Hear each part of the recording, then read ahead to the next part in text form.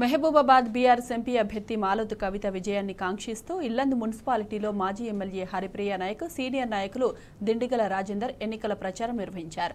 కాంగ్రెస్ ప్రభుత్వంలో గత కష్టాలన్నీ మొదలయ్యాయని హరిప్రియ నాయక్ మండిపడ్డారు. అసెంబ్లీ ఎన్నికల సమయంలో కాంగ్రెస్ ఇచ్చిన హామీలు 6 గ్యారంటీలు అమలు కావాలంటే కారు గుర్తు కోటేయాలని సూచించారు.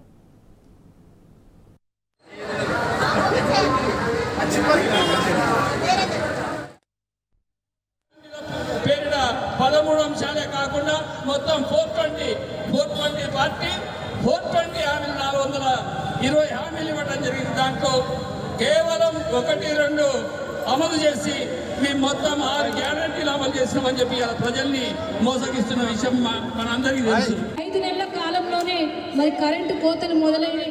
గతంలో కాంగ్రెస్ ప్రభుత్వం ఉన్నప్పుడు ఏ విధమైనటువంటి పరిస్థితులు ఉండేనో మళ్ళీ అవన్నీ కూడా మొదలయ్యి మళ్ళీ మనం మొదటికి వచ్చాము. మిమ్మల్ని అందరినీ కోరేది ఒకటే, మరి ఇచ్చినటువంటి 6 గ్యారెంటీలు అమలు కావాలన్నా, ఇచ్చినటువంటి హామీలు అమలు చేయాలన్నా కూడా ప్రశ్నించే గొంతుక కావాలి. మరి కవిత గారు, మాలోతు కవిత గారు పార్లమెంటు సభ్యురాలుగా ఉండగా ఎన్నోసార్లు మన ఇల్లందు నియోజకవర్గానికి రావడం జరిగింది. అనేక అభివృద్ధి కార్యక్రమాల్లో పాలు పంచుకోవడం జరిగింది. మరి అటువంటి అభ్యర్థి మరలా మన ముందుకు వచ్చారు. మిమ్మల్ని అందరినీ మరి వారి కారు గుర్తుపై ఓటు వేసి 2వ నెంబర్ కారు గుర్తుపై ఓటు వేసి మాలోతు కవిత గారిని అత్యధిక మెజార్టీతో గెలిపించవలసిందిగా మిమ్మల్ని అందరినీ కోరుతాం.